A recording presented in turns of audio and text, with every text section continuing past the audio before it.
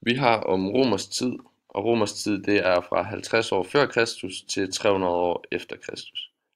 Den første statue, vi har valgt at kigge på, det er en statue af kejser Augustus og et barn på en delfin.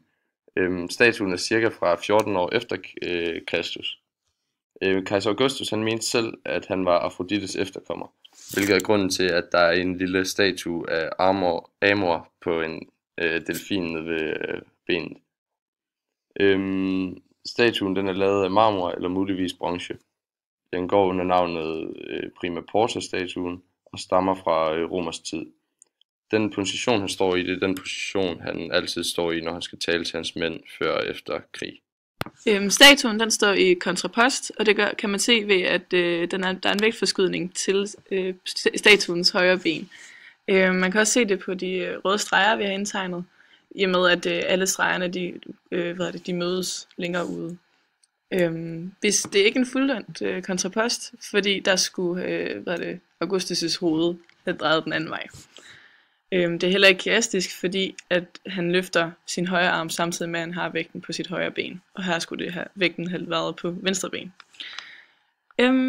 Hvis man kigger på knæene på den her statue, kan man også se hvordan at det er kontrapost, i med at det ene ben er afslappet og det andet ben er spændt, og at knæene ikke er i samme niveau. Hvis man sammenligner med arkaisk tid, så kan de står ikke i kontrapost, fordi at deres stilling er bestemt ud fra den handling de er i gang med. Hvorimod atleten han også står i kontrapost, da han har vægten på sit venstre ben. I forhold til skulpturen, der kan man se, at musklerne de er meget mere realistiske, hvilket også passer med den romerske tid, hvor man gerne vil lave meget virkelige personer, og derfor skulle det være så naturligt og realistisk som muligt.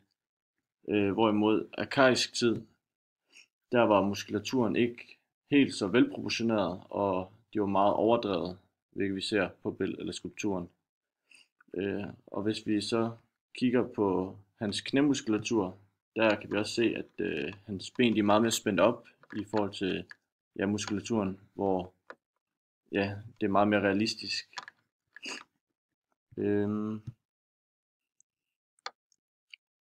Hans tøj,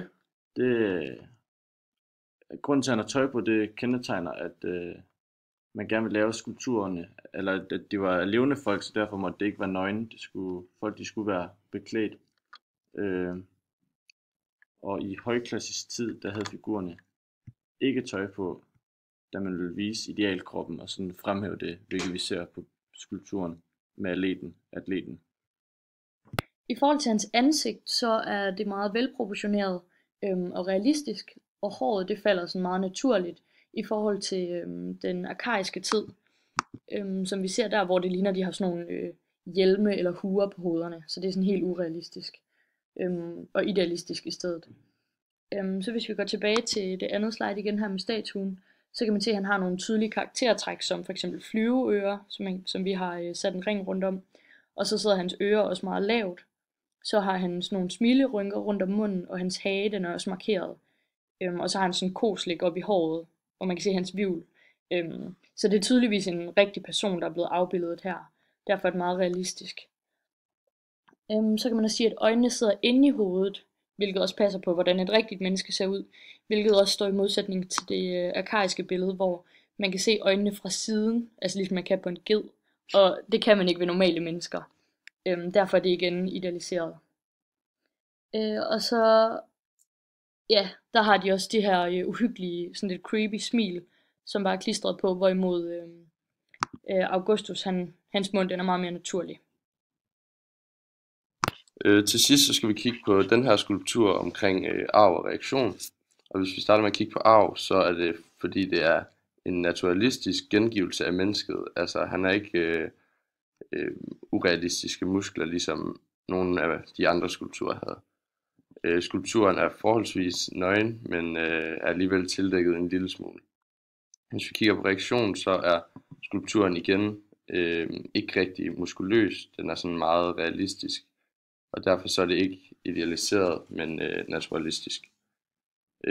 Kunstneren han har ønsket et særligt udtryk i ansigtet, et udtryk for menneskets dumhed, og der er ikke rigtig nogen kontrol eller ro i skulpturen, som der ellers er i klassisk tid.